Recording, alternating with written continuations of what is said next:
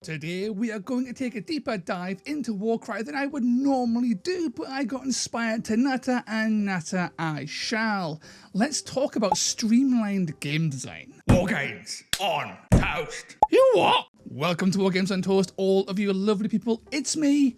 It's Toast. How are you this wonderful Wednesday? Last week I talked about the thrice-fold Discord, and I concluded that they were pretty darn good. I also alluded to some game design issues, specifically around Vexmore. Now, this video isn't actually all about Vexmore, but I will hopefully shed some light on that topic whilst also looking at Warcry in a broader context.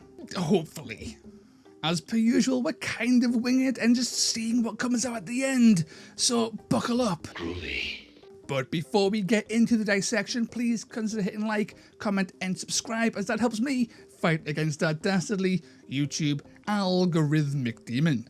And as always, a massive shout out to my patrons and my YouTube members on screen now. But with all of that out of the way, let's get on with the show. And now for something completely different. So I'm going to try and have this all like in this up close face cam thing. We'll see how that works out. We might change to something else later on, but we're going to try and keep it in this face cam face to face, and we'll see how that works out. So what is streamlined design? Well, simply put, streamlined design is when systems, mechanics or things are simplified. Now, simplification could be many things.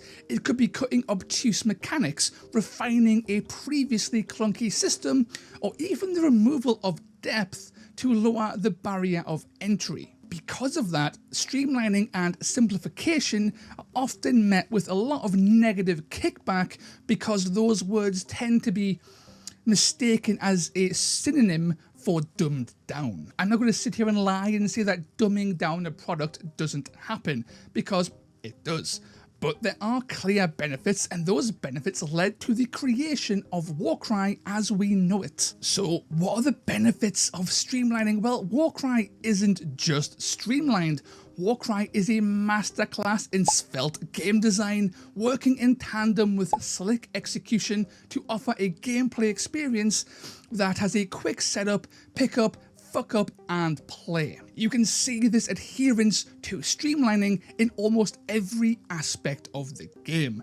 All you really need to do is compare Warcry to any other Games Workshop game, and it's night and day. Even other skirmish games within the Games Workshop umbrella aren't as sickeningly smooth as Warcry's freshly waxed genitalia. What? No. War games evoke all kinds of feelings and emotions in their players to cover up what is ultimately a very abstract experience. Rule sets can be built in any number of wide and wonderful ways, and copious complexity to simulate reality to the extreme is absolutely valid, and they exist everywhere. Warcry goes in the opposite direction, and in several systems doesn't try to evoke realism within the rule set, but tries to emulate reality, which are two very different things. Take movement, for example. The art of moving models across the board is one of the simplest things a player can and will do, but the movement section in any given rulebook is quite substantial. Turns out dictating to your players how your soldiers trundle about the place is easier said than done. While Warcry does have a substantial section dedicated to its movement, it really does boil down to go ahead. If you want to hop that barricade and punch some lad in the face, go for it. Chances are you won't even need to factor in the terrain pieces you're hopping in order to do it. You want to climb that tree and bite someone's ankles, knock yourself out. Want to recreate that scene in The Matrix by running up a wall, backflipping over your opponent to get out of a tricky situation? You better believe that is a possibility, with some caveats. In this sense, simplifying movement opens up the game. It adds complexity by virtue of not limiting the player. It adds depth by allowing the player to approach any situation in a myriad of ways. It is beautiful. The spice. He knows about the spice. Of course, the more competitive you get, the more little hiccups in this system will occur. There is a lot of little nuance to this system that doesn't really come around until you start playing more seriously. But when you first hop in a casual or narratively casual, even a competitively casual sense, it's immensely freeing being able to do what you want to do, be able to put your vision of what your model is to the test, and the system accommodating that beautifully. Warcry does this nearly everywhere, combining your command point equivalent, your ability dice, to your initiative is a stroke of genius that should be praised to the heavens and back. There's a reason this has stuck around unchanged for 2 whole editions. In addition, slashing the number of stats on your character sheet makes it easier to absorb what a model can do at a glance. Heck, even rune marks, despite their current implementation, help relay pages of rules at a glance. Think of Fly, Mounted and Beast as clear examples of this. The area in which Warcry streamlines in a way that is most impactful, however,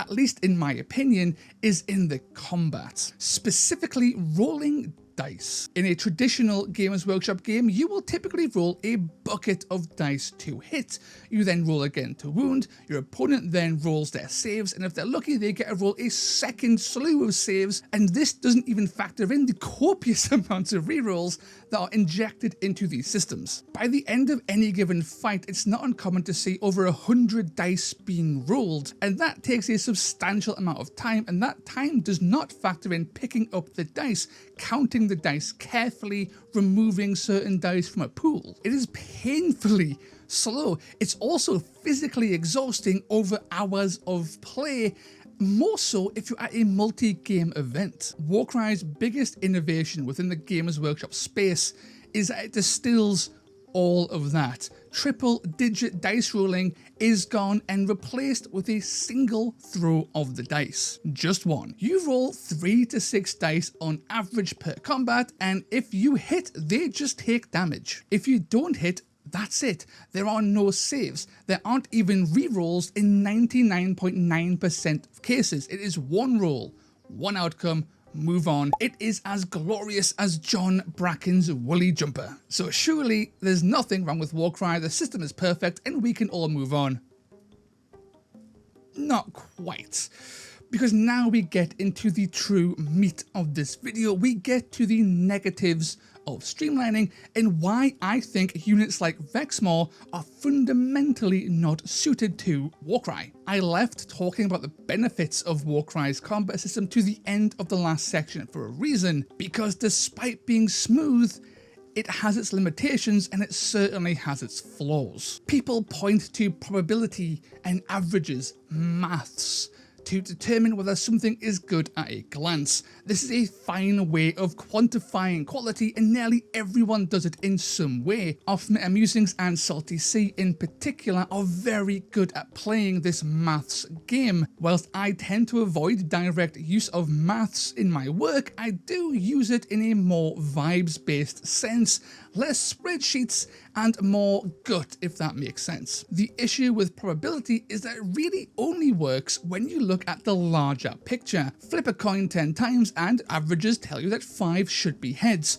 So when 7 turn out to be tails, surely something is wrong with the coin. No, the sample size is likely just too small. This applies to war games as well, with Warcry being no exception. In fact, Warcry being affected by this more so than most other games. So let me explain. When I attack you with my dude, I roll my 3 dice and I hit you on a 4+. With my 1/4 damage profile, I should hit you 1 to 2 times, with each dice that hits having a 1 in 6 chance to be a crit. But oh no, luck was on my side, I rolled 2 crits. Well, now my guy who was only going to do about 2 damage has just did 4 times that amount out of nowhere. Luck do be a wild thing, but Warcry is uniquely positioned for luck to really mess up your opponent's day or your own. This is because of the 1 dice system. In fact, the 1 roll system is the go-to criticism when it comes to Warcry's detractors. More specifically, people tend to complain that Warcry is simply too random.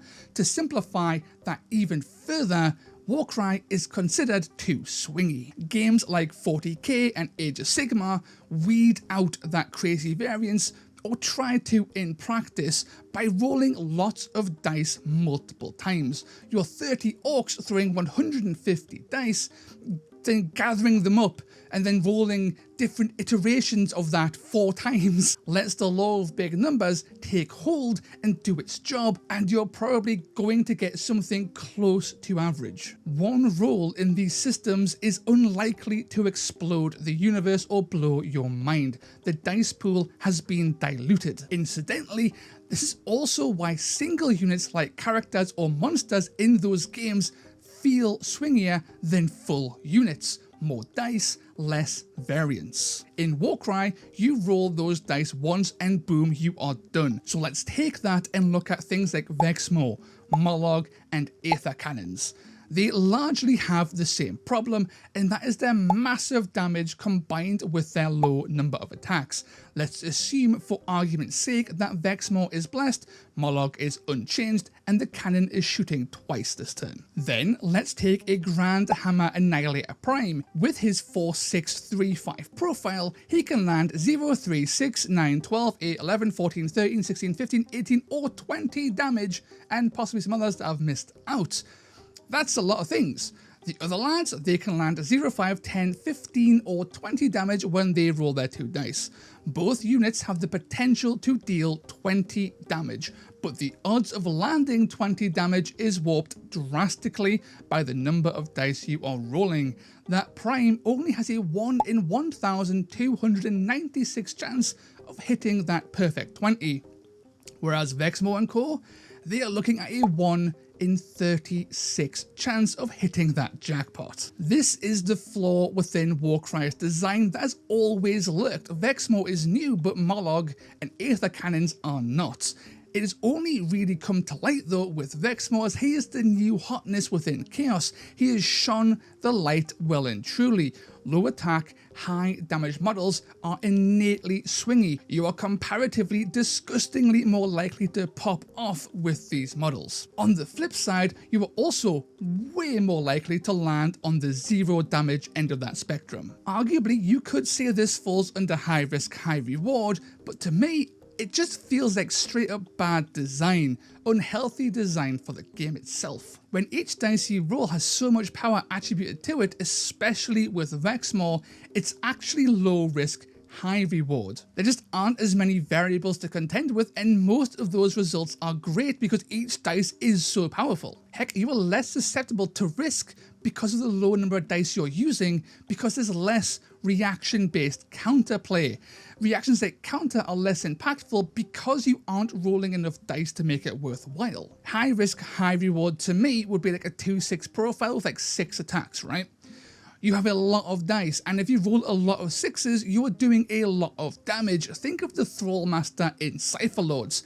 I might do a heinous amount of damage, and I am banking on those 6s coming up. However, I am not likely to cap out my damage, and I'm very susceptible to things like counter when things go wrong. Low volume, high impact attacks in a 1-roll system simply doesn't feel right to me, especially when they push the damage so high. That being said, the design space is an interesting one, even if I don't think it works in execution, again when pushed to its limit. I would much rather see profiles like this be removed in place for powerful abilities, or a reworked profile, or ideally both. Every system and rule set has its limitations, a point where it doesn't effectively convey the intended play experience if pushed too far, and I think 5-10 profiles fit that bill like a glove, and Vexmo is leading that charge due to his points efficiency in that space. But none of this is to say I am objectively correct in any of this. This is my opinion, and whilst that opinion is based on almost 2 decades of dissecting game design and years of actual design experience, I don't often know how to convey something nebulous as "this feels bad" in a way that doesn't just come across as It's the vibes, bro. I hope this has in some way made sense beyond that. Heck, Vexmo and his fellow bros have hard counters such as nets that can take them out of the equation entirely. But then again, this video was never about anything being broken or impossible to play against, because that is demonstrably not true from my own play, let alone the countless other players who have used Vexmo and other models like this since their release. This was more of a dive into Warcry itself and why streamlining your game can reveal weaknesses in your game structure, and I for one find that rather interesting. And if you made it this far, I assume you do too. I want Warcry to thrive, and currently it seems to be doing just that. I believe Vexmo would not have released in his current state had he come out months after the big April FAQ. White Dwarf is in production months in advance, so there's every chance that his inclusion to the game came before the FAQ was even considered for a write-up. I would love to see him revisited and revamped to become a genuinely interesting piece instead of just a pure ball of highly efficient stats. But that's the end of this video. Let me know in the comments down below if you liked this video. Do you agree with what I'm saying, or do you have a different perspective? I would love to do more videos like this, deep dives into smaller topics and really get into the guts of Warcry. So slap that like button if you want to see more content like this. Until next time, lads, ladies, and everyone in between and beyond, ta-ra. Bloody hell, it's hot in here. Whoa, crikey. Whew. Howdy, how are you doing? It's me, it's Toast, and this is the post-video credits. A massive shout out to my algorithmic demon slayers, Armor Enthusiast 7, Brioche CT6497, Girth Demon, Hidden Knight of Paint, Heinz D, Long Run Hobbies, Lord Phylax, Sable Saber, Sam, Steve Bean, Tough Tootin' Baby, and Velas. Thank you for your continued support, and I'll see you in the next video. Toodles.